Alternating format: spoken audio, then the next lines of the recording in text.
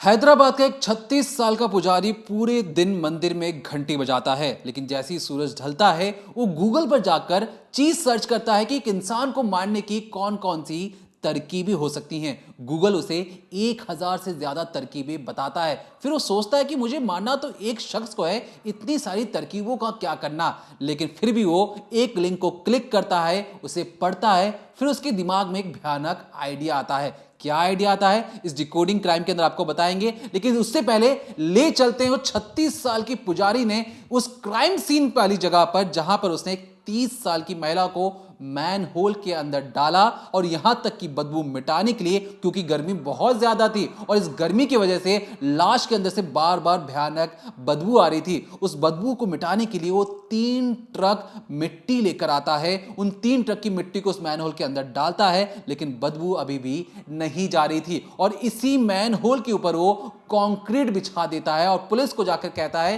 कि आपसे कोई काम हो नहीं पा रहा, आप ठीक से काम नहीं कर पा रहे, और एक महिला की लाश को ना आप ढूंढ पा रहे हैं ना कातिल को पकड़ पा रहे हैं। पुलिस को जो खुला चैलेंज दिया था उस पुजारी ने, उसके बाद पुलिस के स्निफर डॉग एक्टिव होते हैं और पता लगता है कि जो पुजारी है ये बहुत बड़ा ढोंगी है। इसके खुद के 2 बच्चे हैं, लेकिन इसने इस महिला को मारकर एक परफेक्ट क्राइम करने की जो कोशिश की थी उसे बड़ा धक्का लगता है। क्या है अंदर की पूरी मिस्ट्री, क्यों इस पुजारी ने एक महिला को मारा और क्यों पुलिस को बार बार खुला चैलेंज दे रहा था कि पकड़ सको तो पकड़ के दिखाओ असली कातिल। ये जो पूरी वारदात है ये हैदराबाद की है, हैदराबाद का अप्सरा मर्डर केस। और अब जो ये पुजारी है जिसकी आप तस्वीर देख रहे हैं, इसे कोर्ट ने आजीवन कारावास की सज़ा सुना दी है। लेकिन आखिर वो पूरी वारदात है क्या और इसने किस तरीके से अंजाम दिया और कैसे पुलिस को बरगलाता रहा, आप एक एक करके समझिए। दरअसल बात है सोमवार का दिन था, 5 जून साल 2023 को। राजीव गांधी इंटरनेशनल एयरपोर्ट पड़ता है, वहाँ पर उसके पास एक पुलिस स्टेशन है नज़दीक ही। वहाँ पर एक आदमी भागा भागा पहुँचता है। आप अभी जो पोशाक देख रहे हैं, ये जो नीले रंग का इसने शॉल डाला हुआ है, नीचे वाइट कलर की धोती पहनी हुई है, इसी पोशाक को पहने हुए ये आदमी एक पुलिस स्टेशन पहुँच जाता है और इसके चेहरे पर पसीना होता है, ये घबराया होता है और बहुत ज़्यादा परेशान होकर पुलिस के सामने गिड़गिड़ाता और कहता है, साहब मेरी भांजी खो गई है, कृपया करके उन्हें ढूंढ दीजिए। अब पुलिस वाले देखते हैं कि एक व्यक्ति सामने है, वो पुजारी जैसा लग रहा है। उन्हें लगता है कि शायद किसी मठ या मंदिर का पुजारी होगा। वो उसको चुपचाप बिठाते हैं, चेयर पे बिठाते हैं, पीने को पानी देते हैं और बोलते हैं, आप सही तरीके से बताइए कि क्या हुआ है। अब ये जो आदमी है ये बोलता है कि देखिए, मैं इसी के पास में एक मंदिर है, वहाँ पर मैं पुजारी हूँ, मेरा नाम है आयागरी साई और मेरी एक भांजी है, वो लापता हो गई है। अब पुलिस पूछते हैं कि किस तरह से लापता हुई, आखिरी बार किसने देखा, पूरी डिटेल मांगी जाती है। तो बताता है कि देखिए 3 जून की जो रात है उसको मैंने उसके घर से पिक किया था, शमशाबाद इलाके में मैंने उसे ड्रॉप किया था, क्योंकि वहाँ से उसे भद्राचलम जाना था, एक जगह पड़ती है, उसके दोस्तों की कुछ फंक्शन पार्टी थी, इसीलिए उसे भद्राचलम जाना था। 3 तारीख को मैंने उसे शमशाबाद छोड़ दिया। अब हमें लगा कि कल तक बेटी लौट आएगी, लेकिन 2 दिन हो गए, 4 तारीख बीत गई, 5 भी आज हो गई, तभी मैं आपके पास आया हूँ। अभी तक मेरी बेटी जो मेरी भांजी जो अप्सरा है उसका कोई पता नहीं, फ़ोन नहीं उठा रही है, कोई डिटेल नहीं मिल रही, कुछ भी उसके बारे में पता नहीं चल रहा। अब यही पुजारी जो पुलिस स्टेशन में कुर्सी पर बैठा हुआ है, पुलिस वालों को कहानी सुना रहा है, इसी की गौशाला में एक गाड़ी खड़ी है और उसके अंदर लाश रखी हुई है। लाश किसकी है वो एक एक स्टेप पर जब हम आगे बढ़ेंगे तो आप समझेंगे। अब पुलिस जब पूरा मामला समझती है, पुलिस को लगता है कि एक लड़की गायब हो गई है, उसको ढूंढना होगा, बड़ी कहानी भी बन सकती है, मर्डर भी हो सकता है, रेप भी हो सकता है, किडनैपिंग भी हो सकती है। तो तमाम तरीके के आकलन लगाए जाते हैं और एक एक करके पुलिस सबसे पहले लड़की का मोबाइल फ़ोन है उसे ट्रेस करने की कोशिश करती है, कुछ हाथ नहीं लगता। अब जैसा कि जो साई है इसने बताया था पुलिस वालों को कि मैंने उसे शमशाबाद तक ड्रॉप किया था और इसके बाद उसे आगे भद्राचलम जाना था, तो पुलिस सोचती है क्यों ना सीसीटीवी निकाला जाए, आखिरी बार इन्होंने शमशाबाद देखा है, पुजारी बोल रहा है, तो वहाँ से आगे का जो सीसीटीवी है हम पता करते हैं। अब होता यह है कि जब लड़की को घर से लिया गया, यानी अप्सरा को जब 3 तारीख को ये घर से पिक करता है, वहाँ से लेकर शमशाबाद तक का जो सीसीटीवी फुटेज है पुलिस खंगालती है। अब उस फुटेज के अंदर दिखता क्या है, ये तो दिखता है कि 3 तारीख को रात को इसने अपनी भांजी अप्सरा को पिक किया है, लेकिन ड्रॉप का कोई भी सीसीटीवी नहीं मिलता, पुलिस के हाथ कुछ ऐसा नहीं लगता। पुलिस को सिर्फ ये दिखता है कि इस आदमी ने अपनी भांजी को गाड़ी में बिठाया है, लेकिन ये जिस रास्ते से गया बता रहा है कि मैं शमशाबाद तक गया, तो वो जब पुलिस चेक करती है वहाँ का सीसीटीवी, तो कहीं भी ये नहीं दिखता कि इसने गाड़ी से अपनी भांजी अप्सरा को उतारा होगा। अब पुलिस का शक जो है सीधे तौर पर इस मामा पर जाता है, लेकिन कई सारे जो सवाल थे उनके जहन को कौंध रहे थे। उन्हें लग रहा था कि आखिर ये जो आदमी है, ये पुजारी है, एक मंदिर में पूजा करता है, ये ऐसे काम क्यों करेगा और अपनी ही भांजी को किडनैप या गलत काम क्यों कर देगा। लेकिन जब लगातार इतने ज़्यादा उनके मन में सवाल उठे, तो उन्होंने एक एक करके सवाल करने शुरू किए पुलिस वालों ने। सबसे पहले जो अप्सरा की माँ थी उनसे पूछताछ हुई, आस पड़ोस, नेबर, दोस्त, सबसे पूछताछ की, मामा से भी पूछताछ की, यानी जो पुजारी है इससे भी पूछताछ हुई, लेकिन कुछ पुलिस को समझ नहीं आया। लेकिन जब सीसीटीवी पुलिस के हाथ लगता है तो उन्हें समझ में आता है कि अब हो ना हो, यही आदमी है जो मेन पॉइंट है, यही इस केस का टर्निंग पॉइंट है और इससे ठीक से पूछताछ करनी होगी, ना कि कैजुअली। अब इस पुजारी को पुलिस वाले पुलिस स्टेशन लाते हैं, डिटेन करते हैं और फिर कड़ाई से पूछताछ की जाती है। और लगातार पूछताछ करने के बाद भी ये जो आदमी है कुछ नहीं बताता। पुलिस को बोलता है कि आप लोगों से ठीक से काम नहीं हो रहा, तुम्हें कुछ पता नहीं है, तुम्हें ये तक नहीं पता कि मेरी भांजी गायब है, उसे ढूंढना कैसे है। तब पुलिस वाले दिखाते हैं कि देखिए सर, आपने हमें बोला था कि आपने इस लोकेशन से शमशाबाद तक अपनी भांजी को छोड़ा। लगातार 21 किलोमीटर का सफ़र है और इस 21 किलोमीटर में जितने सीसीटीवी लगे हैं हमने सब खंगाल लिए और उसमें कहीं भी आप नज़र नहीं आ रहे। सही तरीके से बताइए, वरना हम अपने तरीके से पूछताछ करेंगे। अब पुलिस वालों की ऐसी बातें सुनकर ये जो पुजारी है, क्योंकि प्रोफेशनल क्रिमिनल तो था नहीं, ऐसे में ये टूट जाता है और पुलिस को बेहद चौंकाने वाली कहानी बताता है। दरअसल ये बताता है कि इसकी जो भांजी है अप्सरा, उसके साथ इसका अवैध संबंध था। ये अपनी भांजी को पसंद करता था, दोनों क्योंकि मामा भांजी थे, दोनों के बीच में ठीक ठाक बातचीत होती थी, एक रिलेशन कायम हो गया। यहाँ तक कि जो 36 साल का पुजारी है उसकी एक बीवी है, उसके 2 बच्चे हैं, लेकिन उसके बावजूद ये अपनी भांजी को दिल दे बैठा। दोनों के बीच में एक तरीके से नाजायज़ संबंध भी बने, इन दोनों के बीच पति पत्नी जैसे रिलेशन भी बने और बात इतनी आगे बढ़ गई कि अब अप्सरा जो है वो इसे कहने लग गई कि आप अपनी पत्नी को छोड़ दीजिए, अपने बच्चों को छोड़ दीजिए और मुझसे शादी कर लीजिए। अब एक एक करके पुलिस को ये सारे खुलासे कर रहा है और बता रहा है किस तरीके से लगातार जो अप्सरा है उस पर शादी का दबाव बना रही थी और इस बात से वो बहुत ज़्यादा चिढ़ गया था। और फिर यही पुजारी प्लानिंग करता है एक मर्डर की, यही पुजारी प्लान करता है कि कैसे लाश को छुपाया जाए और यही पुजारी गाड़ी की डिग्गी में लाश को छोड़कर बाकायदा पुलिस स्टेशन जाता है और पुलिस वालों की क्लास लगाता है और कहता है कि आप लोग ठीक से काम नहीं कर पा रहे। अब कैसे ये मर्डर करता है, आपने वजह जानी कि क्यों मर्डर करता है, लेकिन कैसे मर्डर करता है, कैसे उसकी लाश को छुपाता है, आप ये भी समझिए। देखिए, ये जो शख्स है, जो 36 साल का जो शख्स है, इसकी समाज में इज्जत है। इज्जत कैसे? ये पुजारी के तौर पे भी जाना जाता है और एक कॉन्ट्रैक्टर भी है, मतलब बिल्डिंग बनाना, कंक्रीट के जो भी काम होते हैं, सारा काम इसके पास रहता है। एक अच्छा खासा बिजनेसमैन भी है ये।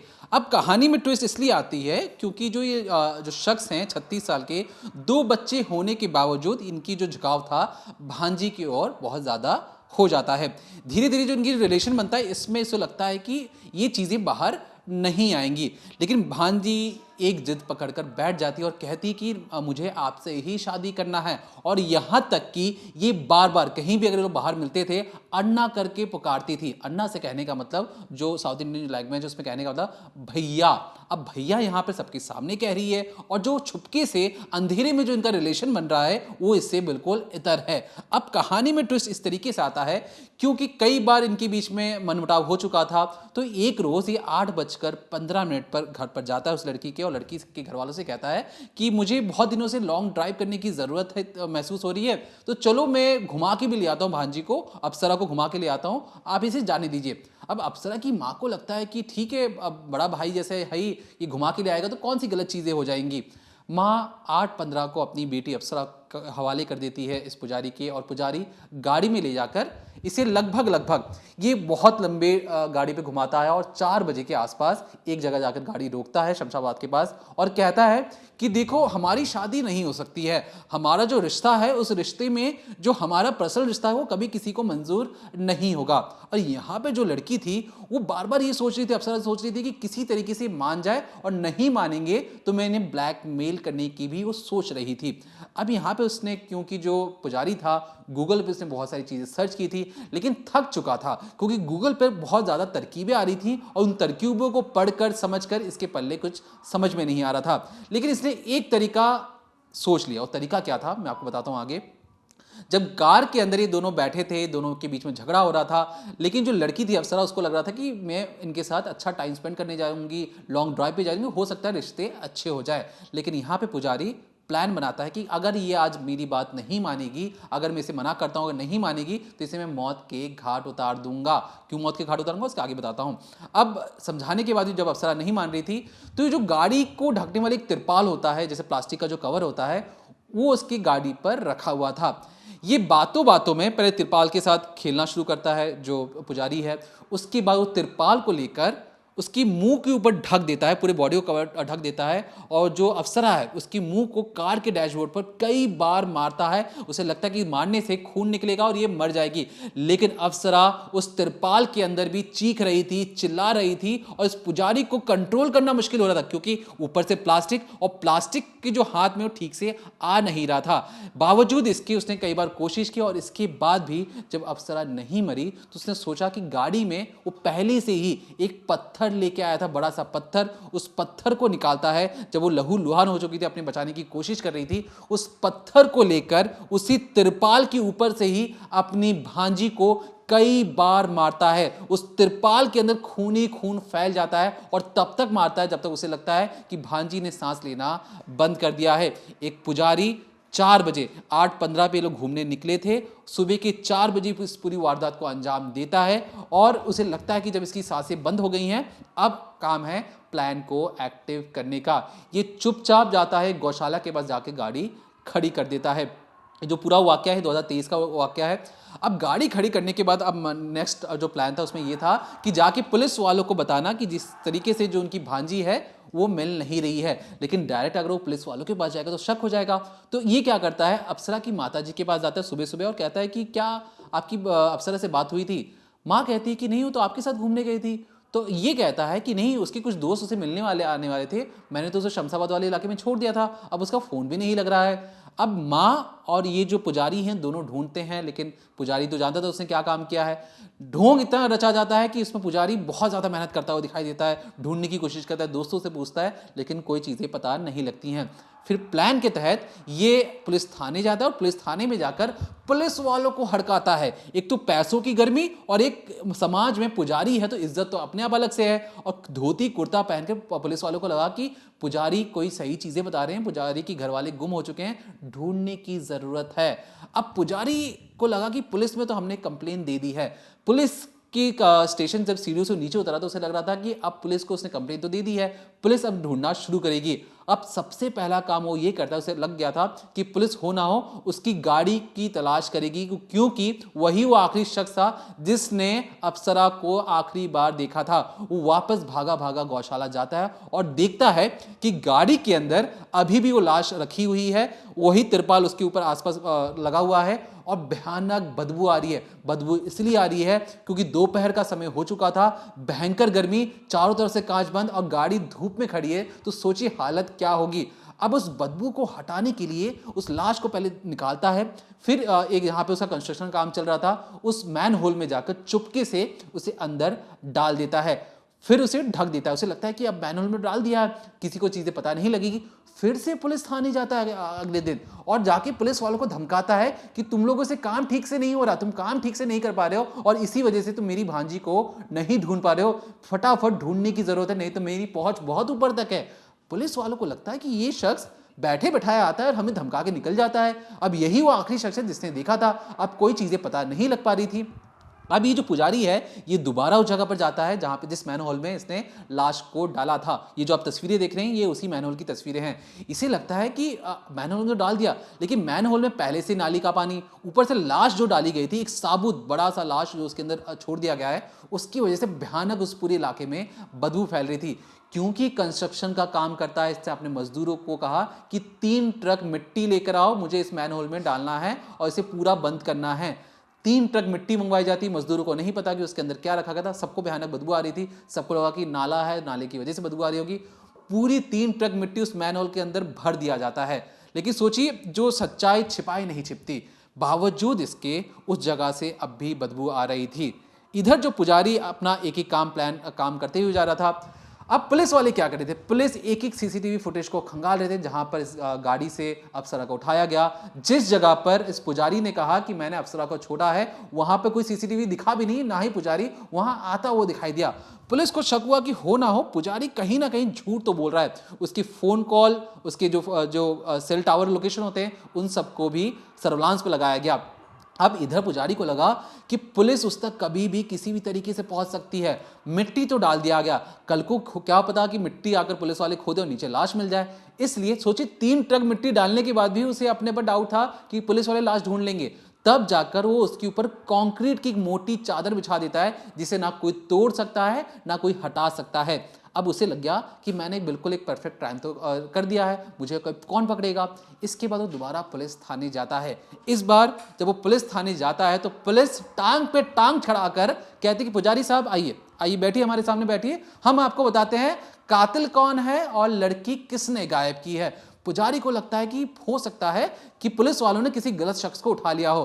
पुजारी जैसे ही चेयर पर बैठता है, इंस्पेक्टर साहब कहते हैं बताइए आपने लड़की के साथ क्या किया है। पुजारी को लगता है कि क्या वो पकड़ा गया या नहीं पकड़ा गया। पुलिस फिर अपने तरीके से, अच्छे तरीके से, पुलिस भाषा होती है उस तरीके से पुजारी से पूछती है। 1-2 बार में ही जो पुजारी थे वो समझ जाते हैं कि पुलिस के सामने पूरी पोल पट्टी खुल चुकी है। तब जाकर जो पुजारी साहब हैं वो अपना मुंह खोलते हैं और कहते हैं कि हाँ, मैंने ही अपनी भांजी को मारा है। वो इसलिए मारा है क्योंकि मैं एक पुजारी, बहुत नाम है मेरा, मैं एक कॉन्ट्रैक्टर, मेरा बहुत पैसा है, क्योंकि मेरे 2 बच्चे हैं, बीवी हैं और मेरी इज्जत है। और उस इज्जत को नीलाम करना चाहती थी वो लड़की अप्सरा, और बार बार कह रही थी कि मुझसे शादी कर लो, जो हमारे बीच में शारीरिक संबंध है उससे अपना लो। यहां तक कि उसने ये भी कबूला कि उसने अप्सरा का अबॉर्शन भी करवाया है। और ये जब सारी चीजें पुलिस वाले सुनते हैं तो पुलिस को धक्का लगता है। अब क्योंकि फटाफट उसे जब जेल में डाला जाता है, उसके बाद उसके परिवार वालों से बातचीत की जाती है, तो पिता कहते हैं कि देखिए जिस तरीके से अप्सरा जानबूझकर ब्लैकमेल कर रही थी, मेरे बेटे को फंसाया जा रहा है और हो सकता है जो लड़की है उसने खुद ब खुद जान दी हो। अब जो बीवी है, जो पुजारी की बीवी है, उनका क्या कहना है सुनिए। बीवी का कहना है कि मेरे जो मर्द हैं, मेरे जो पति हैं, बिल्कुल सीधे हैं, वो ऐसे काम बिल्कुल नहीं कर सकते। वो तो लड़की ही है जो बदचलन थी और उसने जानबूझकर ये सारी चीजें मेरे पति को फंसाने के लिए की हैं। अब इधर जो पिता हैं, जो बीवी वाला कहानी बता रहे हैं, लेकिन जो कर्म कांड करने के बाद सलाखों के पीछे बैठकर पुजारी पुलिस वालों को इत्मीनान से हर एक चीज बता रहा है कि चलिए मैं आपको क्राइम स्पॉट पर लेके जाता हूं, वहां पर आपको बुलडोजर लाने की जरूरत है। बुलडोजर से आप तोड़ेंगे उस कंक्रीट को तो अंदर मिट्टी मिलेगी, 3 ट्रक मिट्टी आप निकालेंगे तो अंदर लाश मिलेगी, वो भी अप्सरा की। अब इसके बाद होता क्या है, ये 2023 का मामला था। आज जब हम इस वीडियो को रिकॉर्ड कर रहे हैं, आज है 2025, मार्च का महीना है। इसमें कोर्ट का फैसला आ चुका है। कोर्ट ने कहा है कि इसे जीवन भर जेल के अंदर रहना पड़ेगा, और क्योंकि सबूतों के साथ बहुत ज्यादा छेड़छाड़ की गई है, इसलिए 7 साल की अलग से सजा इन्हें मुकर्रर की जाती है। तो एक पुजारी जिसने सोचा कि मेरा समाज में बहुत बड़ा नाम है, मैं एक परफेक्ट क्राइम कर सकता हूं, गूगल से उसने ट्रेनिंग ली, बहुत ज्यादा दिमाग भी लगाया, लेकिन बावजूद इसके 3 ट्रक मिट्टी डालना, एक लाश के ऊपर 3 ट्रक मिट्टी, आप सोचिए कितनी मिट्टी होती है, उसके ऊपर कंक्रीट बिछा देना और यह सोचना कि पुलिस उस तक कभी पहुंच नहीं सकती है। लेकिन जब पुलिस अपना काम करती है, और ये भी चीज कि पुजारी बार बार जो पुलिस को जाके चैलेंज कर रहा था, उंगली कर रहा था, और इसी वजह से पुजारी फंसता हुआ चला गया। उस पूरे केस में पुजारी का जो रोल था वो कहीं ना कहीं हर किसी को अंदर ही अंदर डरा रहा था। लेकिन सवाल ये भी उठ रहा था उस वक्त, जब हमने आज से 1.5 साल पहले भी वीडियो बनाया था, उस वक्त भी हमने सवाल उठाया था कि एक माँ अपनी बेटी को एक ऐसे शख्स के साथ भेज देती है जो हम उम्र था, वो भी देर रात। क्यों नहीं माँ ने देर रात कॉल करके पूछा कि बेटी तुम कहाँ पर हो? क्यों इंतजार किया गया सुबह तक का? जब बेटी 8 बजे निकली है घर से, सुबह 4 बजे तक कोई अता पता नहीं, क्या 12 बजे, क्या 1 बजे घर वालों को कॉल नहीं करना चाहिए था अप्सरा का? अप्सरा से पूछना चाहिए, अप्सरा तुम ठीक हो, तुम कहाँ हो, क्या कर रही हो? क्या घर वालों ने जानने की कोशिश नहीं की? क्यों अगले रोज पुजारी आकर घर पर कहता है कि आपकी बेटी ने फोन किया? एक शख्स जो खुद ही उसके घर पे जाके कहता है कि आपकी बेटी लापता है। तो इसमें घर वालों की भी गलती है जिन्होंने जांच पड़ताल नहीं की, अपनी बेटी को खुली छूट दे दी और ये जानने की भी कोशिश नहीं की बेटी कहां पर है। तो इस पूरे मामले में फिलहाल के लिए इस पुजारी को तो उम्र कैद की सजा मुकर्रर की जा चुकी है और जो लोग भी सोचते हैं कि हम परफेक्ट क्राइम कर सकते हैं और बच जाएंगे, तो उनके लिए सबक है ऐसे केसेस जहां पर पुलिस, आप कहीं भी छुपे हों, जो कहते हैं ना कानून के हाथ लंबे होते हैं, कानून के हाथ बहुत ज्यादा शार्प भी होते हैं, वो कहीं भी आप कुछ भी करेंगे आप तक वो जरूर पहुंचेगा। तो फिलहाल के लिए देखते रहिए क्राइम तक।